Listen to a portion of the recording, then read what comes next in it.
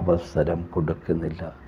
കാരണം അത് അത് മുളച്ച് വരുമ്പോൾ തന്നെ അത് കരിഞ്ഞു പോകുന്ന അവസ്ഥയാണ്. പലപ്പോഴും എൻ്റെ ജീവിതത്തിൽ അവിശ്വാസങ്ങൾ കടന്നു വരുമ്പോൾ വിത്ത് കരിഞ്ഞു പോകുവാൻ ചാൻസ് ഉണ്ട്. വിത്ത് വിതയ്ക്കുന്നവർ വിതപ്പാൻ പുറപ്പെട്ടു. വിതയ്ക്കുമ്പോൾ ചിലത് വഴിയരികെ വീണു, ചവിട്ടിപ്പോകും. ആകാശത്തിലെ പറവജാതികൾ അത് തിന്നു കളയുന്നു ചെയ്യുന്നു. മറ്റു ചിലത് പാറമേൽ വീണത് മുളച്ച് നന്ന് വിളകിയാൽ ഉണങ്ങിപ്പോയി.